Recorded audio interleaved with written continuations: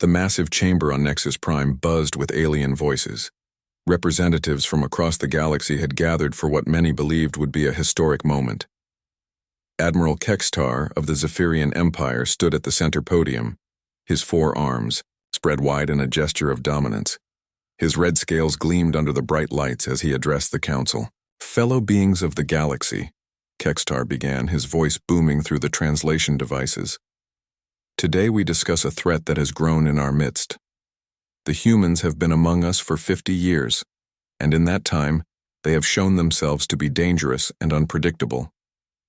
Lisa Chen, the human ambassador, sat quietly in the designated human section.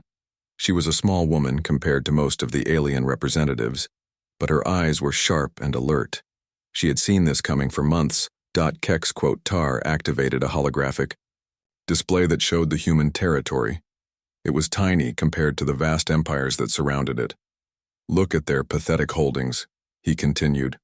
12 star systems, a handful of colonies, and according to our intelligence, a fleet of barely 200 ships. Murmurs rippled through the chamber. The crystalline Valdari representative, Counselor Zixhai, spoke in a voice like breaking glass. 200 ships is hardly a threat to any major power. Why do you bring this to our attention? Because, Kextar replied, these humans have been expanding their influence through trade and diplomacy. They make friends with smaller species and spread their ideas of equality and cooperation. This threatens the natural order we have maintained for thousands of years. The insectoid Threx delegate clicked his mandibles in agreement. The humans do seem to have unusual ideas about governance.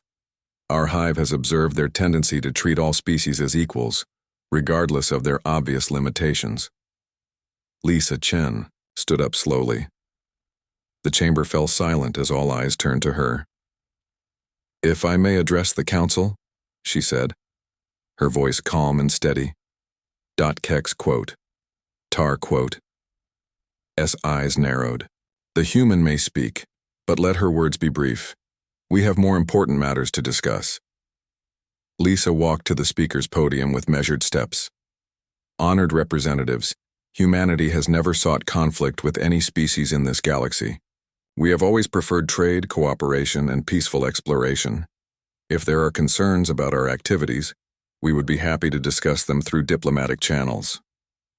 "Diplomacy?" Kextar laughed, a harsh sound that echoed through the chamber. "You speak of diplomacy while your ships probe our borders and your merchants undercut our trade routes. No, human. The time for talk has passed." He activated another display showing Zephyrian military formations. Massive ships filled the screen, each one larger than anything humanity had ever built. "The Zephyrian Empire declares war on the Terran Federation. We will teach these upstart mammals their place in the galactic order."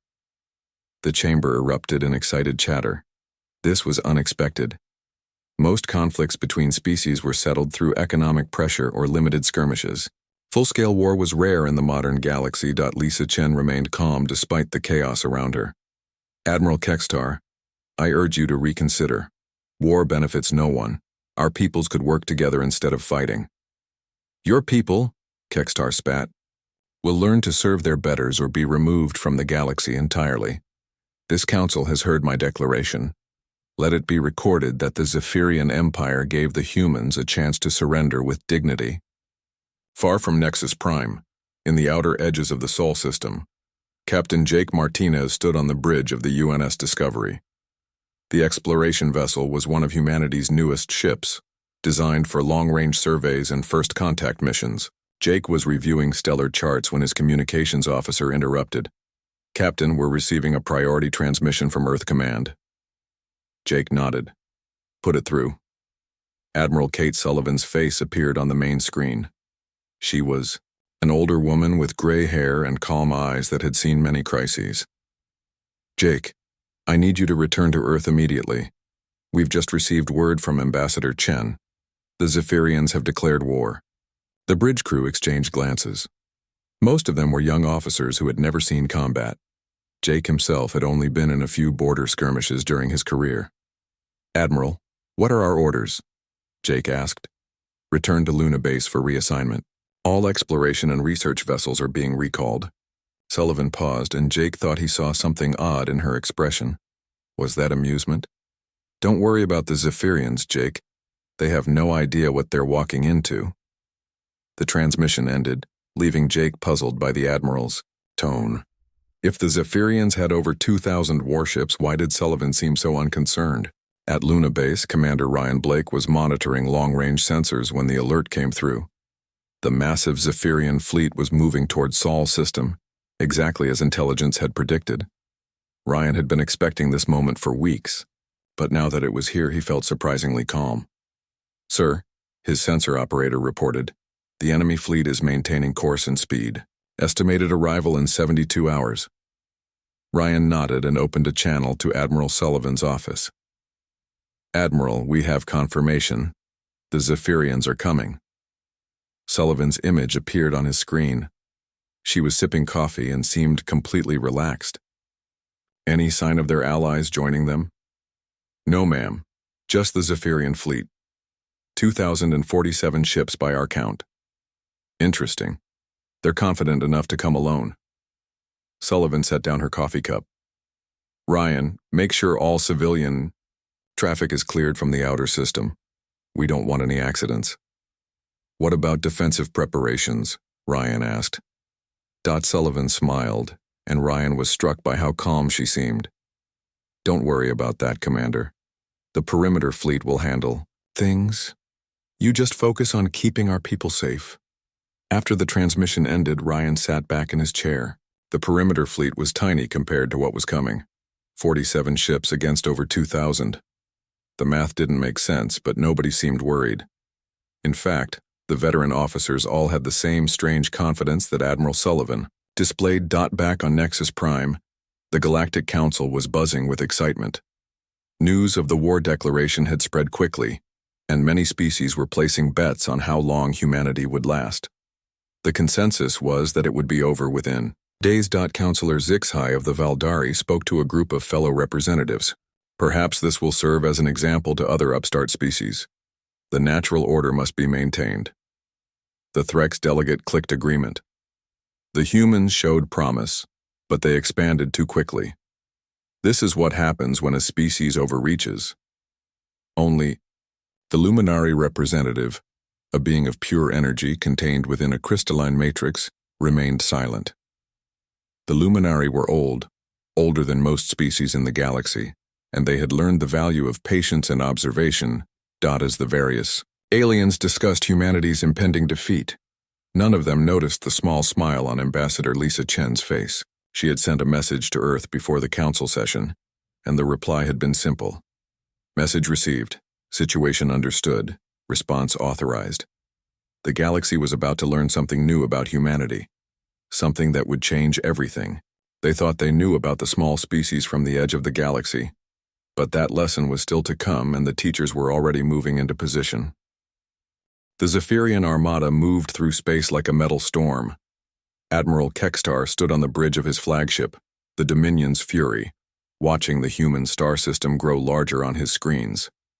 2,000 ships followed behind him, the largest single fleet the Zephyrian Empire had ever assembled.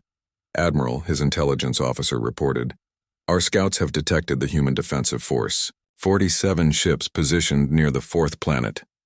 Kekstar's four eyes widened in surprise. 47? Are you certain? Yes, sir. Our intelligence suggested they had 200 ships total. Perhaps they've scattered their forces across multiple systems. Kekstar laughed, a harsh sound that echoed through the bridge.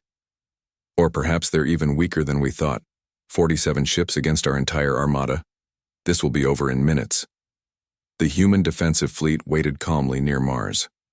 Admiral Danny Foster stood on the bridge of the UNS Vigilant, a ship that looked small and simple compared to the massive Zephyrian vessels approaching. Foster was a quiet man with graying hair and steady hands. He had been in space longer than most of his crew had been alive. Admiral, his tactical officer reported, the Zephyrian fleet is entering weapons range. They're maintaining formation and appear confident. Of course they're confident, Foster replied with a slight smile.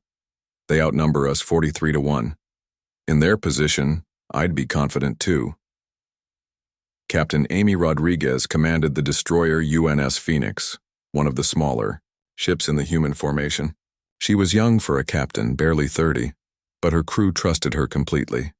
They had served together for 3 years, and she had never led them wrong. "Captain," her weapons officer called out, "we're receiving targeting data from the Vigilant. All ships are synchronized and ready." Amy nodded. "Good. Remember, we want this to be educational for our guests. Let them learn something they can report back home." The Zephyrian fleet spread out into attack formation. Their ships were massive, bristling with weapons and heavy armor. Each one was 3 times the size of the largest human vessel.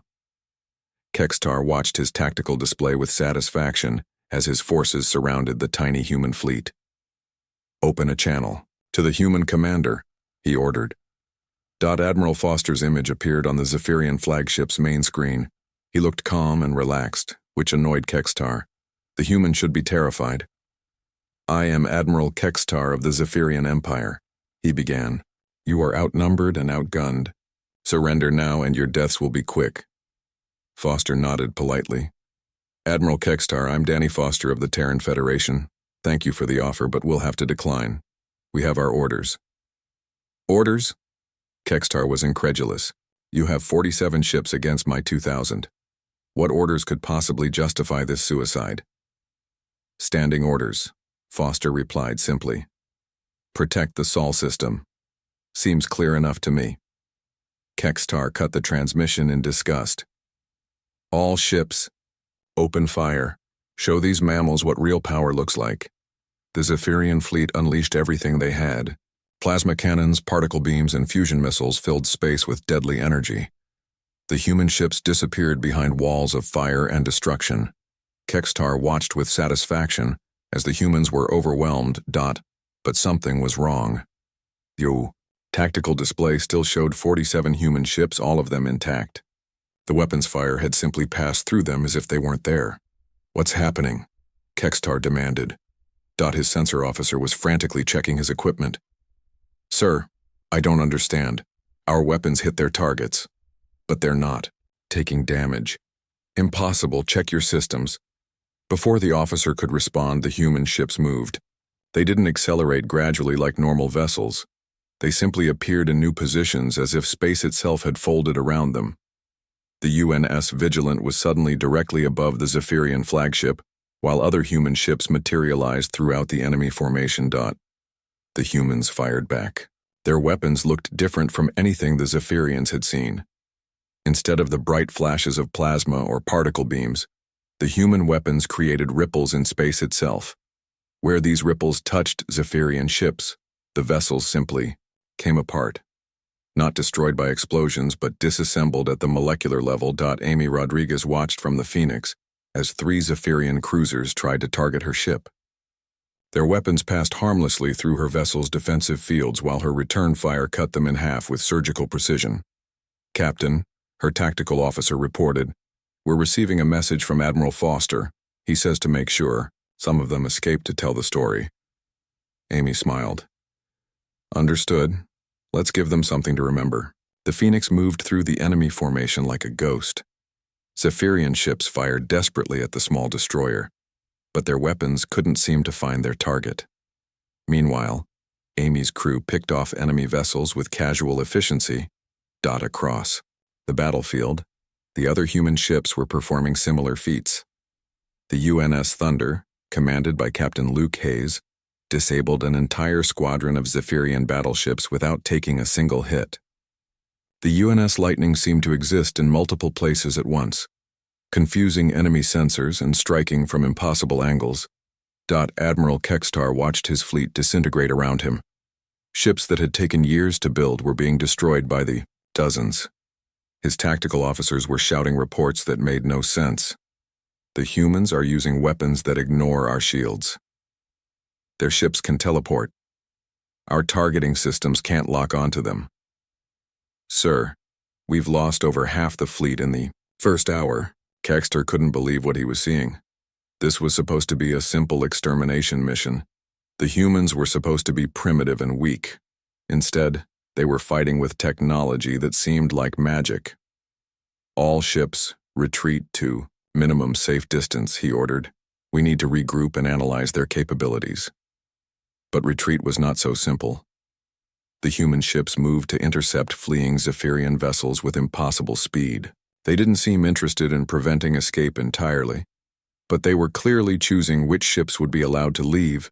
Admiral Foster opened another channel to the Zephyrian flagship.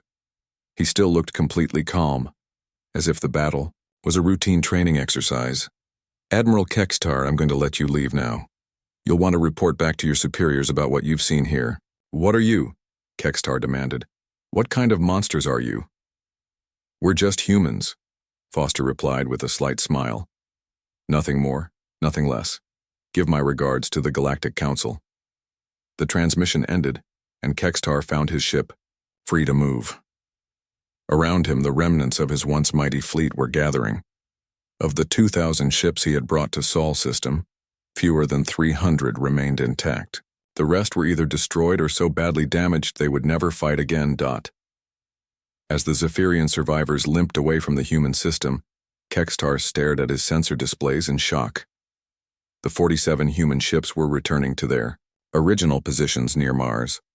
They moved with the same casual efficiency they had shown during the battle, as if nothing unusual had happened. Sir, his communications officer reported, we're receiving a message from the Galactic Council.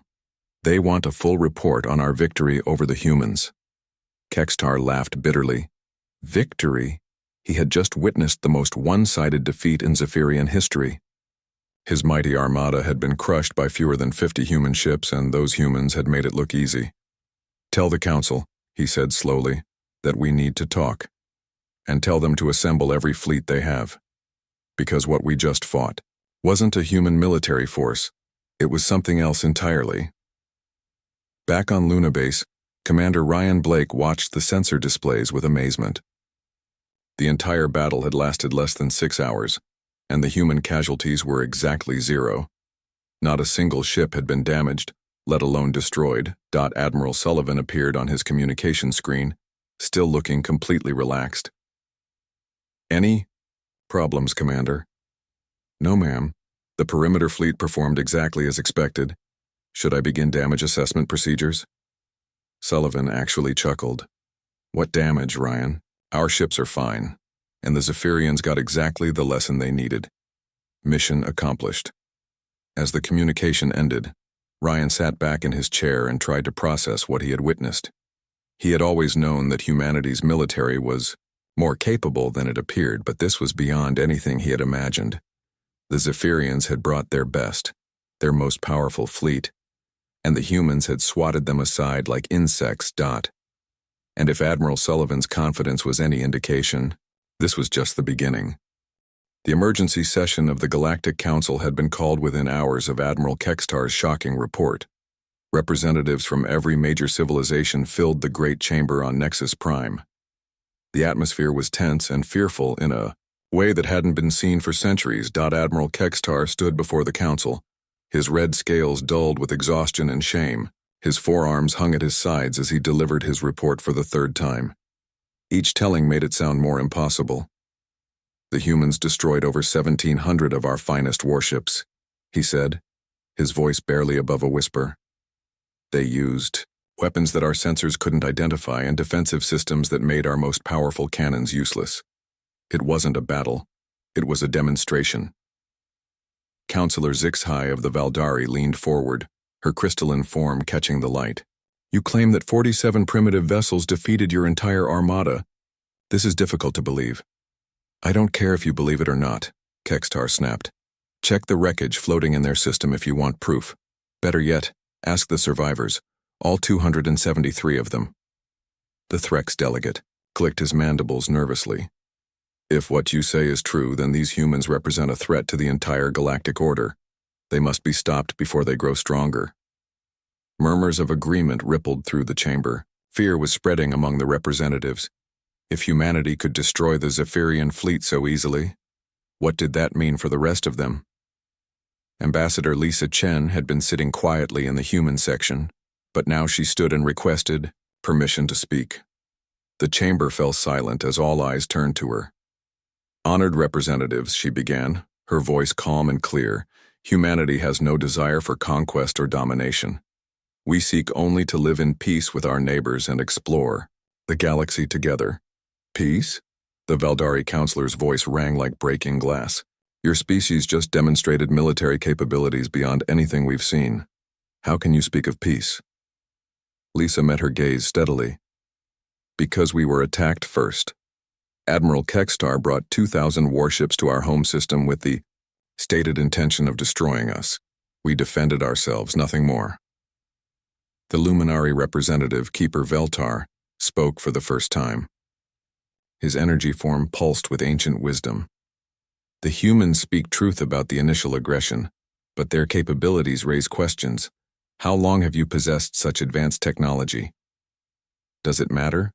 Lisa asked. "We've been members of the galactic community for 50 years. In all that time, have we ever attacked anyone? Have we ever threatened or conquered another species? Our actions should speak louder than our capabilities." But the council was beyond listening to reason. Fear had taken hold, and fear made them desperate. One by one, the great civilizations pledged their fleets to a grand alliance. The Valdari offered their crystal ships, powered by pure thought. The Threx committed their biomechanical hive vessels. The Luminari promised their energy destroyers. Even smaller species joined the coalition. The amphibious Cathani, the gaseous, Nebula, and dozens of others. Within hours, the largest military alliance in galactic history was born. 15,000 warships from across the galaxy would converge on human space. Counselor Zixhai addressed the chamber as the votes were tallied. "The humans have revealed themselves as a threat to galactic stability. They possess weapons and defenses that violate our understanding of physics. Such power in the hands of a single species cannot be tolerated." Lisa Chen made one final attempt at diplomacy. "Please, honored representatives, reconsider this course of action. War benefits no one. Our peoples have so much to offer each other, through cooperation and trade." "The time for cooperation has passed," the Threx delegate declared. "Your species will submit to galactic authority or be removed from the galaxy entirely." As the session ended, Lisa transmitted a coded message to Earth. The response came back within minutes. Message received. Preparing appropriate response. Maintain position and observe. Meanwhile, on Mars, General Pete Walker was overseeing what appeared to be a massive evacuation effort. Civilian transports were leaving the outer colonies in steady streams, heading for the safety of the inner system. To outside observers, it looked like humanity was preparing for a desperate last stand. "General," his aide reported, "the last civilian transport has cleared the danger zone. All non-essential personnel are secure." Walker nodded, but he seemed strangely relaxed for someone facing an invasion by 15,000 enemy ships. "Good. Now we can focus on giving our visitors a proper welcome." In deep space, Captain Nina Brooks received new orders aboard her vessel, the UNS Explorer. She had been conducting long-range surveys in the galactic rim when the recall order came through. Now she was heading home at maximum speed, along with several other research vessels. "Ma'am," her first officer said, "these new orders are unusual. We're being reassigned to combat operations?"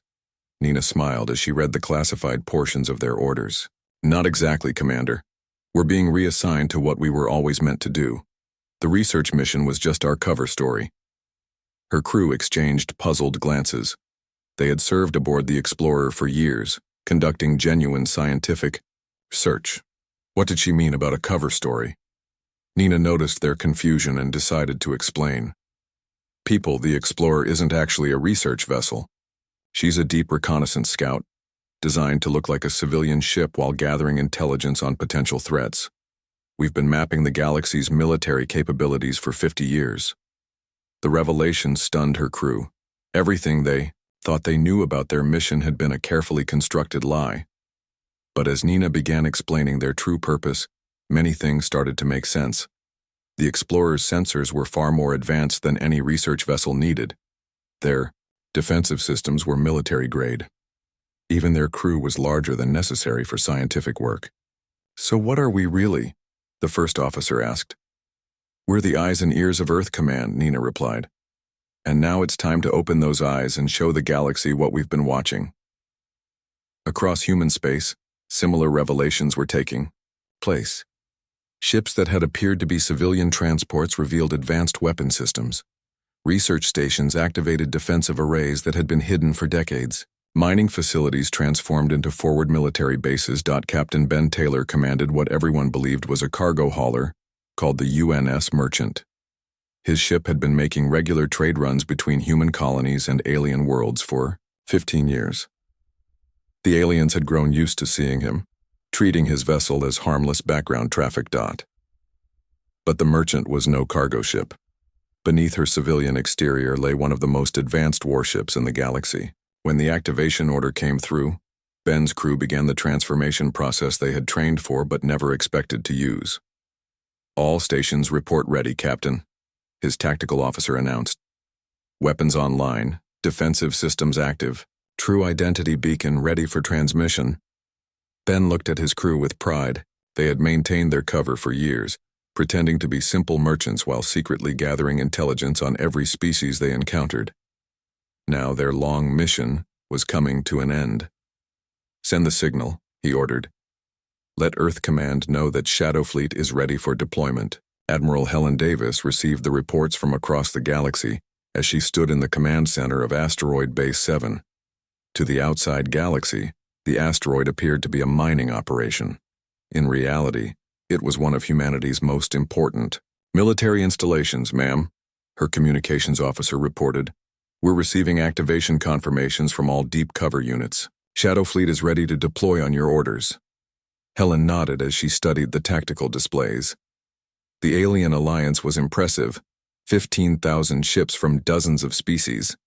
It represented the combined military might of civilizations that had dominated the galaxy for millennia. But Helen had been waiting for this moment for 30 years. She had helped design the long-term strategy that was now coming to fruition. The aliens thought they knew humanity's capabilities based on what they had seen at Sol System. They had no idea what was really coming. Signal all commands, she ordered. Operation Revelation is now active. It's time to show the galaxy who we really are. Throughout human space, the transformation began. Hidden facilities revealed themselves. Cloaked ships dropped their disguises. Military units that had been masquerading as civilians for decades stepped forward to claim their true roles. The galaxy was about to learn that humanity had been playing a much longer game than anyone realized. The 47 ships that had defeated the Zephyrian Armada weren't humanity's main fleet. They weren't even the backup fleet. They were training Squadron Delta 7, and they had been conducting a live fire exercise when the Zephyrians arrived. The real human military was something else entirely. Something that had been hidden in plain sight for 50 years, watching and waiting for exactly this moment. And now that moment had come. The greatest armada in galactic history emerged from hyperspace at the edge of the Centauri system. 15,000 warships from dozens of species filled the void with their deadly presence. At the center of this massive fleet, Admiral Vex-High of the Valdari commanded from her crystal flagship, the Eternal Judgment. All vessels report ready for combat, her aide announced. Long-range sensors are detecting the human defensive force. Vex-High studied the tactical display with growing confusion. According to their sensors, only 127 human ships waited for them near the system's main planet. After what had happened to the Zephyrians, the Alliance had expected to face at least 1,000 vessels. Are these readings accurate? She asked her sensor operator. Yes, Admiral. 127 ships arranged in standard defensive formation. They appear to be waiting for us. Admiral Kextar, whose surviving ships had joined the Alliance fleet, moved to stand beside Vex-High. His defeat at Sol System had been humiliating, but he wanted revenge against the humans who had destroyed his armada. This makes no sense, he muttered. They had 47 ships at Sol and nearly destroyed my entire fleet. Now they have only 3 times that number against 15,000? Where are the rest of their forces? Vex-High's crystalline features reflected her uncertainty. Perhaps they have scattered their fleet across multiple systems. Or maybe this is another trap. It doesn't matter, declared Hive Queen Zexara of the Threx, her voice transmitted from her bioship. We outnumber them 100 to 1. Even with their advanced technology, they cannot stand against such overwhelming force. At the heart of the human formation, Admiral Carlos Martinez stood on the bridge of his flagship, the UNS Defiant. He was a veteran officer with over 20 years of service, though most of that time had been spent in deep space reconnaissance missions that the galaxy had never heard about. Admiral, his tactical officer reported, the alien fleet is maintaining approach vector. They're deploying into attack formation. Carlos nodded calmly.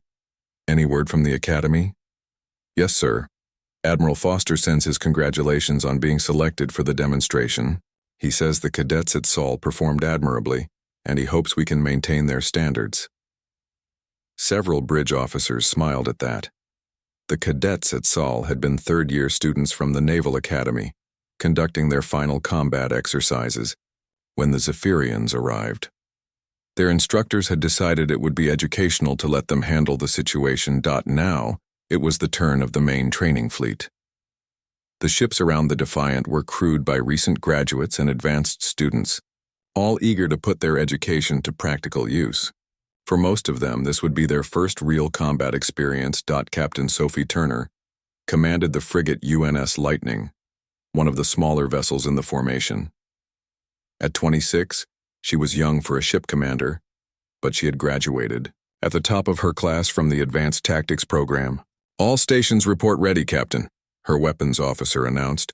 We're receiving targeting data from the flagship. Sophie studied the enemy fleet on her displays. 15,000 ships was certainly impressive, but her crew had trained against similar numbers in simulation. The main difference was that these targets wouldn't respawn after being destroyed. Remember what we learned in class, she told her crew. Overwhelming numbers mean nothing if they can't hit you. Our job is to demonstrate superior tactical thinking and advanced technology. Make it educational. The alien armada spread out as it approached, forming multiple attack wings designed to surround and overwhelm the human force. It was a classic strategy that had worked for thousands of years against conventional opponents. Admiral Vexhai opened a communication channel to the human flagship. I am Admiral Vexhai of the Galactic Alliance. You are vastly outnumbered and cannot hope to prevail. Surrender now, and we will grant you quick deaths. Carlos Martinez appeared on her screen, looking remarkably calm for someone facing impossible odds. Admiral Vexhai, I'm Carlos Martinez of the Terran Federation. I appreciate the offer, but we have a mission to complete here.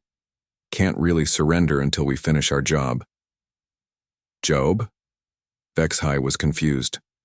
What job could be more important than preserving your lives? Training, Carlos replied simply. These kids need practical experience before they graduate. Your fleet will provide an excellent final examination. Vexhai stared at the human in disbelief. Was he seriously suggesting that they were treating this battle as a training exercise?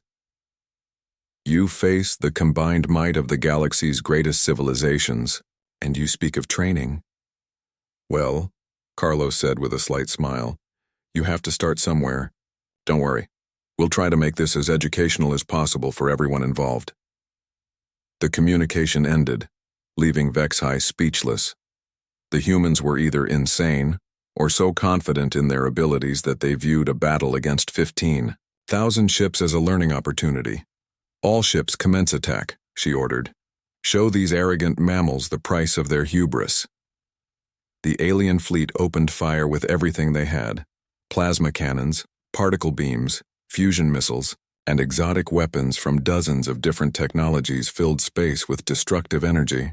The human ships vanished behind walls of fire and radiation. But as the weapons fire cleared, all 127 human vessels remained intact. Their defensive systems had absorbed or deflected the massive barrage without apparent effort. Captain Alex Stone, commanding the destroyer UNS Thunder, watched the sensor readings with interest.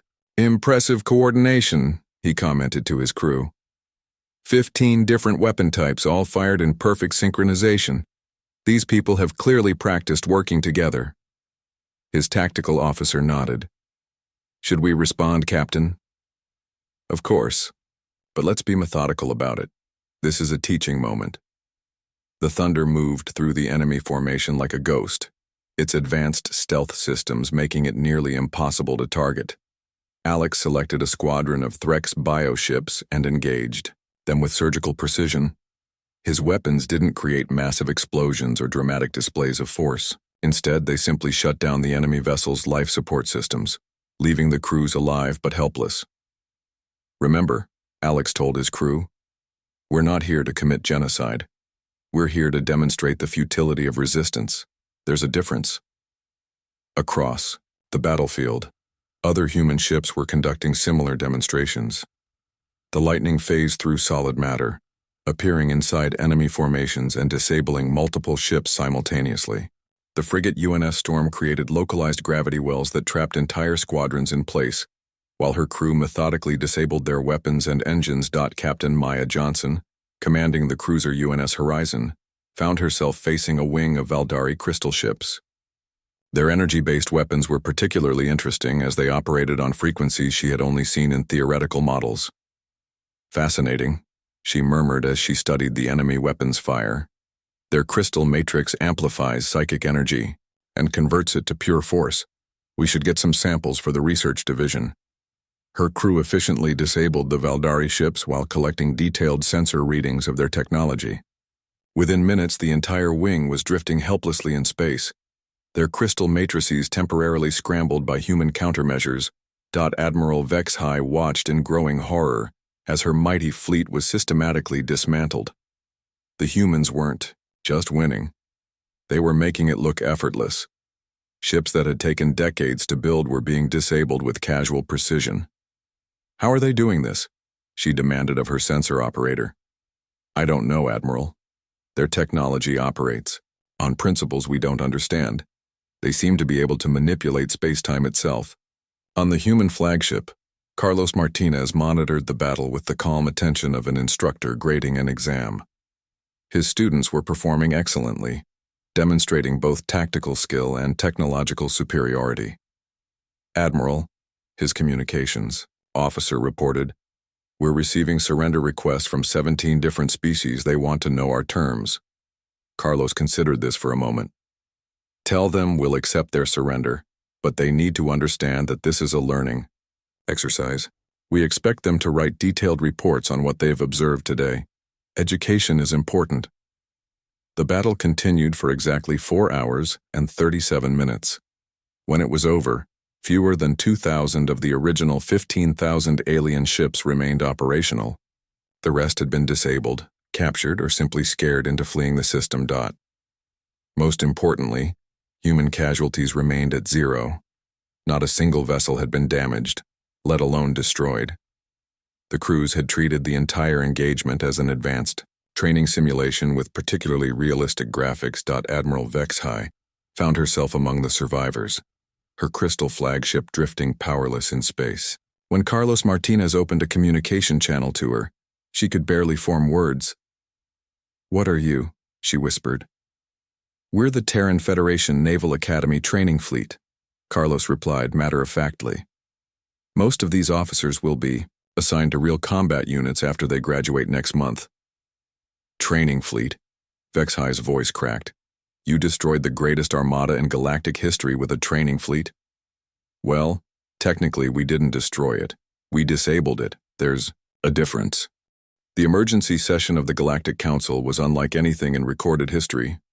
Representatives from the surviving ships sat in stunned silence as Admiral Vexhai delivered her report. Her crystalline form was cracked and dim, reflecting the damage to both her ship and her spirit.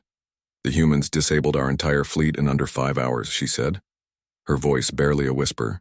15,000 of our finest warships defeated by 127 human vessels. And they told us it was a training exercise. The chamber erupted in disbelief. Counselor Zixhai of the Valdari stood up, her crystal form blazing with emotion. Training exercise? They destroyed the greatest military force ever assembled and called it training? Admiral Kextar, who had now suffered 2 devastating defeats at human hands, nodded grimly. That's what they said. The commander told us most of his officers would graduate to real combat units next month. Ambassador Lisa Chen had been sitting quietly in the human section, but now she stood and walked to the center podium. The entire chamber fell silent as all eyes turned to her.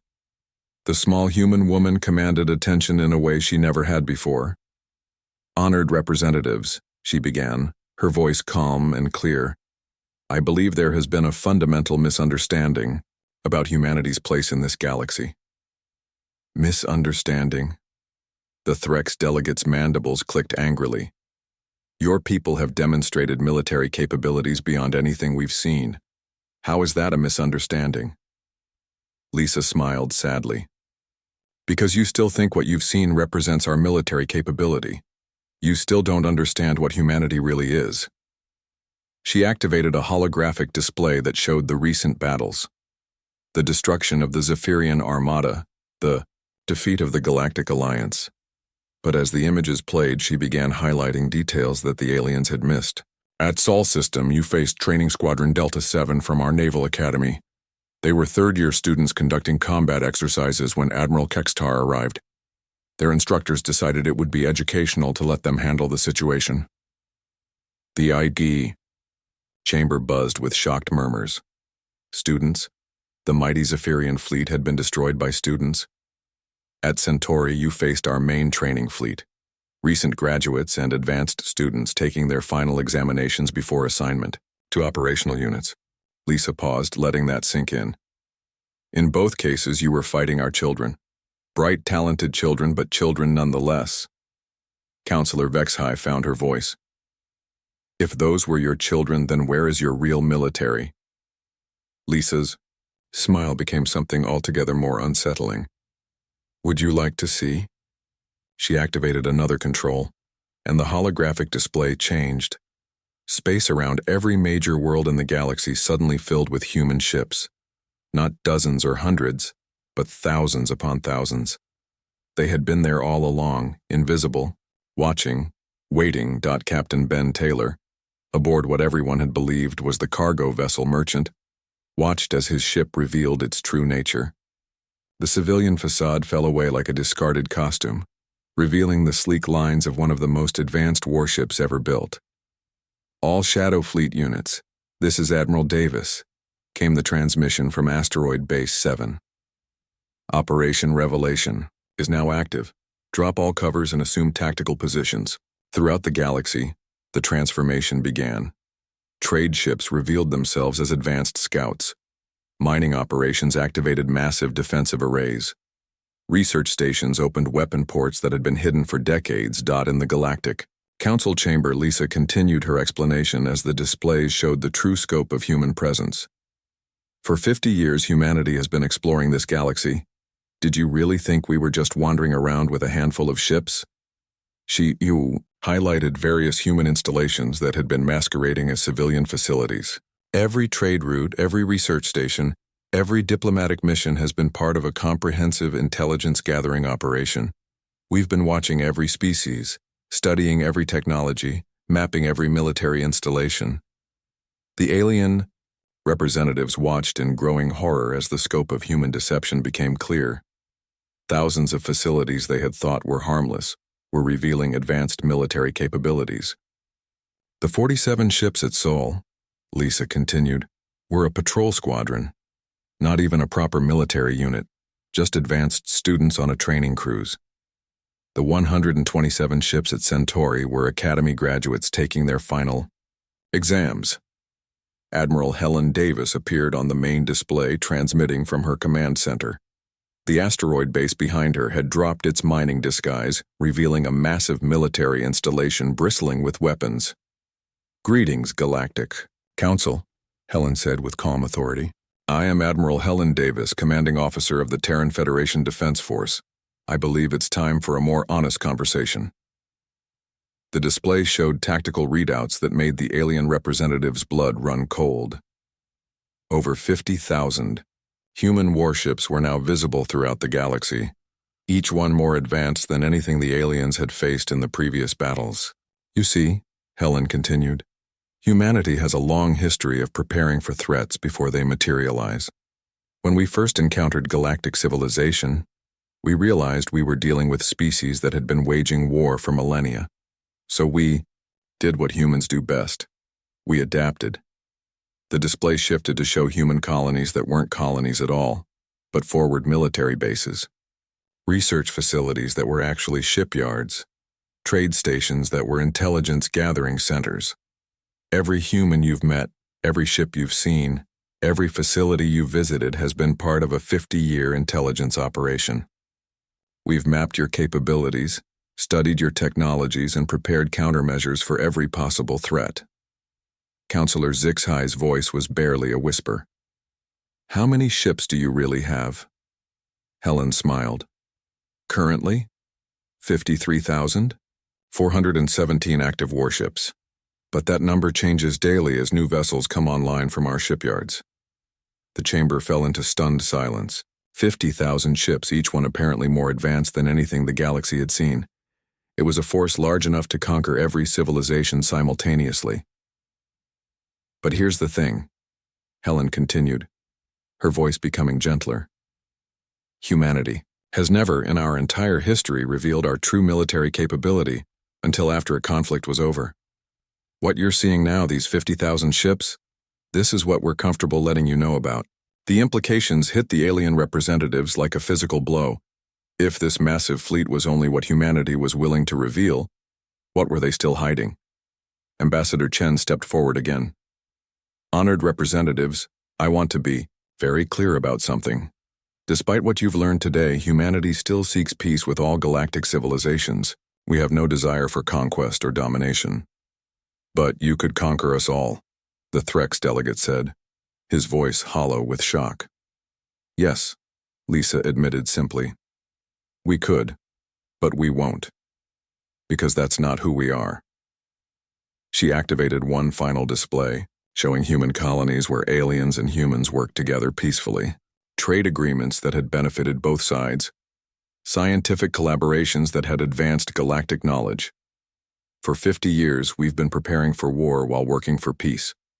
We built the capability to defend ourselves against any threat, but we used that security to build friendships instead of enemies. Admiral Davis spoke again from her command center. The Terran Federation has only one requirement for peaceful coexistence. Leave us alone and we'll leave you alone. Trade with us fairly and we'll do the same. Respect our sovereignty and we'll respect yours. She paused, her expression becoming serious. But if you attack our people or threaten our worlds, you'll discover that what you've seen so far represents only a tiny fraction of our actual capabilities. The session ended with the alien representatives sitting in stunned silence. The galaxy they thought they knew had been revealed as an illusion. Humanity wasn't a minor species trying to find its place among the great powers. They were the apex, predators who had been hiding in plain sight for 50 years. In the days that followed, every major civilization began reassessing their position. Trade agreements with humanity suddenly became much more attractive. Border disputes were quickly resolved in humanity's favor. And throughout the galaxy, the whispered question was always the same. If 50,000 ships was only what they were willing to show, what else were the humans hiding? Captain Jake Martinez, aboard the UNS Discovery, received new orders a week after the revelation. He was to resume his exploration mission, but with a twist. His ship would no longer pretend to be a simple research vessel. So what are we now? His first officer asked. Jake smiled as he read their updated mission parameters. We're exactly what we always were, explorers. But now everyone knows that our exploration includes mapping potential threats and preparing appropriate responses. As the Discovery moved out into uncharted space, Jake reflected on humanity's long game. They had spent 50 years convincing the galaxy that they were small and harmless. Now everyone knew the truth. Humanity was anything but harmless. But, perhaps most importantly, they had also demonstrated something else. Despite their overwhelming